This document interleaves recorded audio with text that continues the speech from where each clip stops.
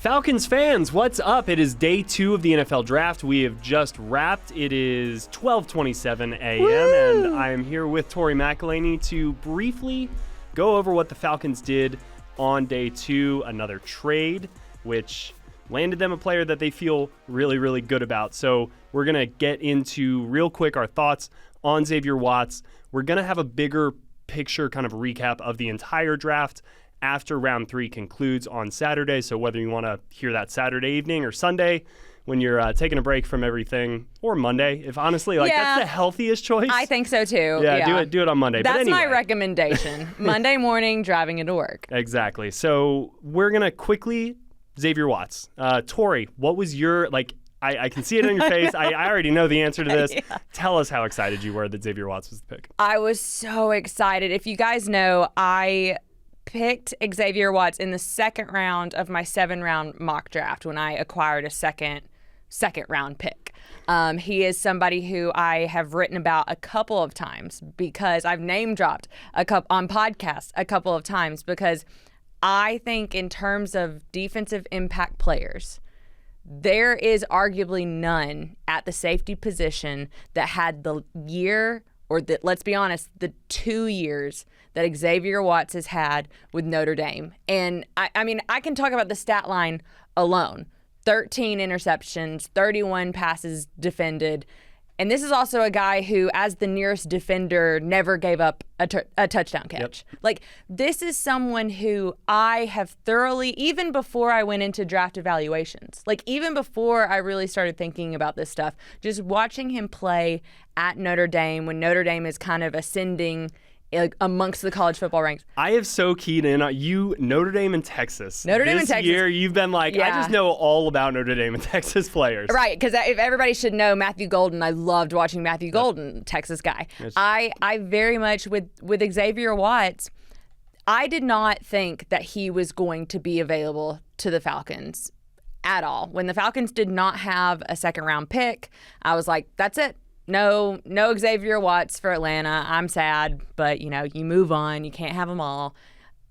But then to see them put the trade together that they did, to move up to 96, give up the 101 pick that they acquired with the trade, the Rams, and then also a future 5th-round pick in 2026 to move up to pick 96. 5 spots. Yep. 5 spots where the Philadelphia Eagles were originally picking to get Xavier Watts. I was pretty over the moon about it. I was almost the palpable excitement of which I felt and still feel in this moment.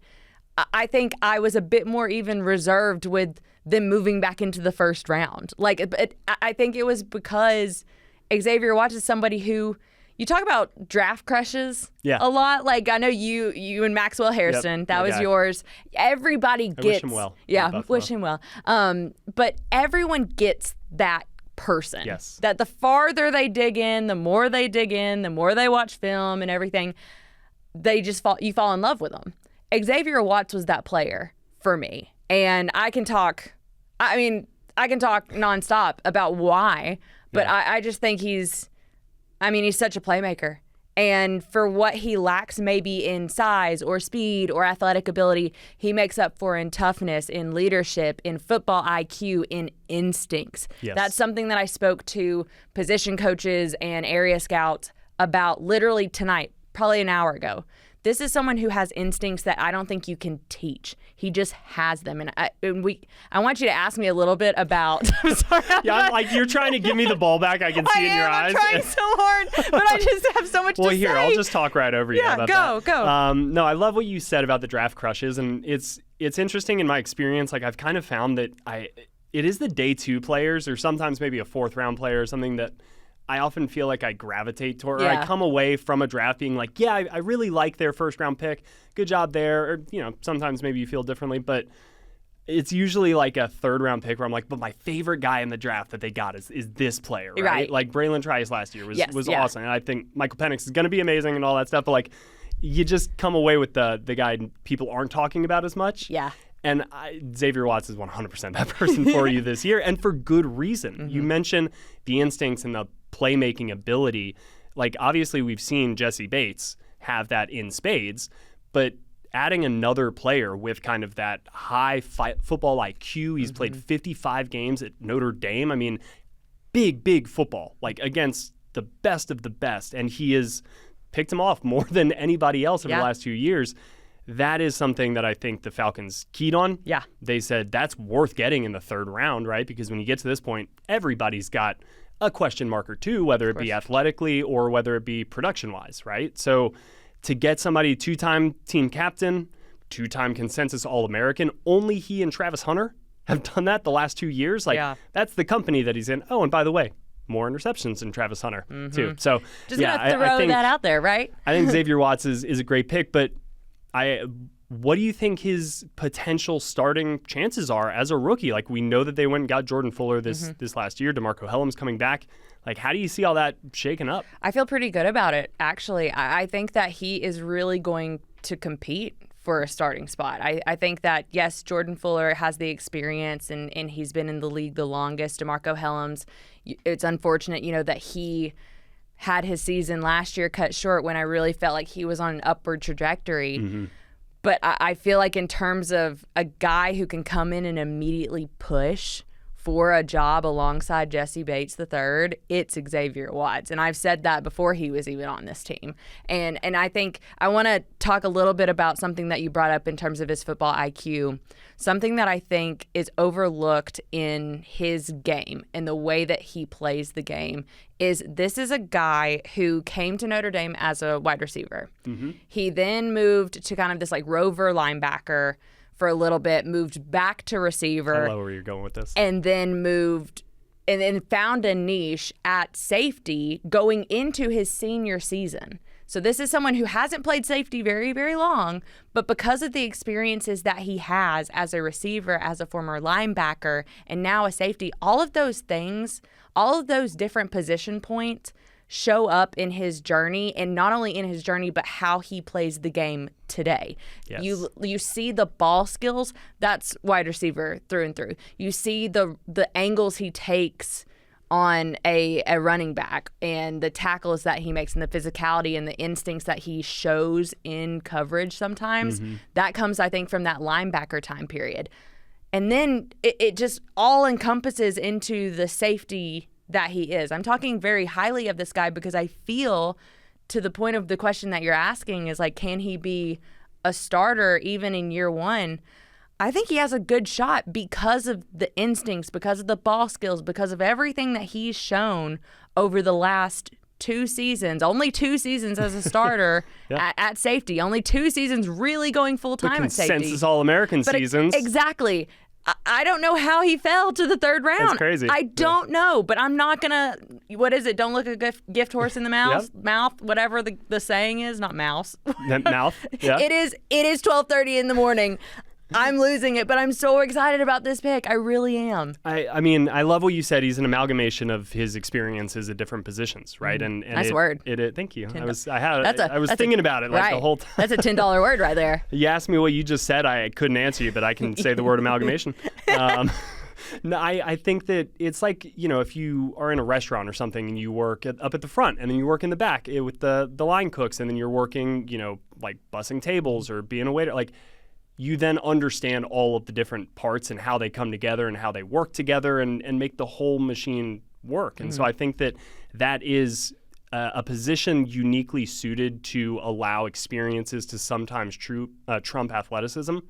And we've seen it, again, with Jesse Bates. No slight to his athleticism. Like, he's 50 times the athlete I will ever be. So, like, still in the top 1%. Kudos to you, sir. Good job.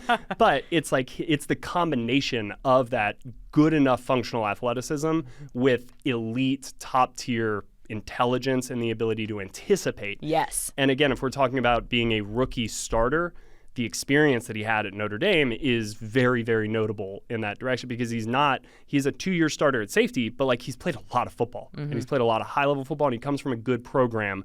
And I think that he's going to be in an environment that sets him up nicely to contribute early on. And so if you're looking at the Falcons draft class at this point in time, you got to feel pretty good about adding 3 defensive players who you would expect to make an impact in 2025, right? 100%. I mean, if they're not, something's gone wrong, and I think that's where I land. I know yesterday we were talking with Rackley, and he asked kind of like, your thoughts, your feelings. They went back and they got 2 first-round edge rushers, like, woo, let's go. What's your optimism? And I said a 7. And I'm not going to go back on that. But I am feeling the longer this thing goes, it's been 24 hours since those decisions were made, those picks were made. We had the chance to speak with Jalen Walker today. We had the chance to speak with James Pierce Jr. today. We got the chance to see the Falcons move back up in the 3rd round a few spots and get someone like an Xavier Watts.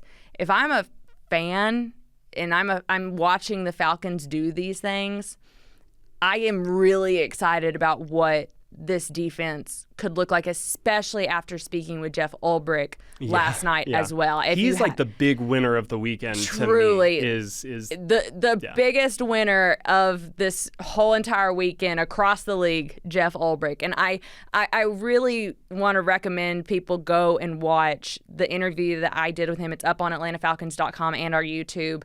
It was an exclusive interview after the Falcons moved back up into the 1st round, got James Pierce Jr. and Jalen Walker. And we were kind of having this bigger picture conversation about what all of this means. And at the time, hadn't even gotten Xavier Watts yet, who I know he's really excited about. Yeah. So I think that interview, go watch it, because it really sets the expectation and the foundation for, I think, where this defense can go, especially with these 3 type of players that are now included in that conversation. Yeah. So where do we think the Falcons can go on day 3? What do you think are the kind of remaining needs that they could target? They've got 118 and 218. They're going to be kind of right back on the clock much earlier than they were on day 2 when, we won't get into too many details, but it was a long day, I'm sure, for everybody. We were sitting around a long time. Yes.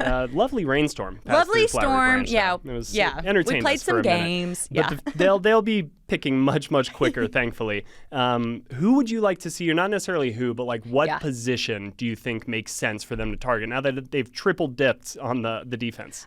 You can go back defense. Okay. I am standing firm in what I said literally 24 hours ago, either a defensive tackle or a center. Those are the 2 positions at this point in time that I think you can get a lot of value still out of. I think you can. I was, again, shocked that Xavier Watts was there, but I think that at this point in time, looking at kind of how certain draft boards have fallen, I think you still have a lot of good options at center. I think you still have a lot of good options at defensive tackle that I think you could very much value for the Falcons at 118 specifically. That 4th round pick. And honestly, if they want to try and get rid of the 7th rounder, I'm not going to say anything. I will say something. Get rid of the 7th rounder. Figure out a way to leverage it in some way and maybe move back into the 5th or the 6th. Do what you can. And then I'll be A-okay. I'll be more than good. All right. I think defensive tackle makes sense. I think center makes sense. You're Wide receiver. Receiver. Makes sense. I knew you were about to say it. Only Seth McLaughlin is still there, so he's kind of the only center that does anything for me. Yeah. So that's kind of the reason I'm hesitant. I like Ty Robinson. We both do out of Nebraska. I'm going to keep saying his name until something happens. He, to me, doesn't necessarily fit, I think, the mold or the theme of what they've been going for, so he would be a little bit of a change-up. Yeah. The wide receivers, I think there's just a few more players there that, Tez Johnson, Xavier Restrepo still on the board, not to mention Tori Horton, Isaiah Bond, Jalen Royals. It's a bit deeper. That's the run I expect to start in round 4, and it makes sense that that's kind of where I think the run would go. So maybe the Falcons get kind of caught up in that run. Maybe they start the run. Who knows? But I think wide receiver makes a lot of sense there. And then 7th round, if they don't trade it away, which fingers crossed. We've been together for a while, ladies and gentlemen. So many hours. I would expect them to target a big school, big program player, a lot of experience. That's generally been the profile of maybe it's a Malachi Moore out of Alabama. Right. Maybe not. They just want safety. But hey. But that type of profile. So we will be back tomorrow, Saturday. It's really confusing me because I keep looking at my computer I know, and it says Saturday. Yeah. But we will be back, in mere hours to recap the entire 2025 draft. I can't believe I'm saying those words. It has been a long draft season. We really appreciate you guys following along. Bear through it to the finish line with us because we've got our picks tracker. We've got analysis on every pick. It's been really fun, and we are excited to close this out with you all. So for Tori McElhaney, I'm Will McFadden. We will see you all tomorrow for the conclusion of the 2025 NFL Draft. Let's go.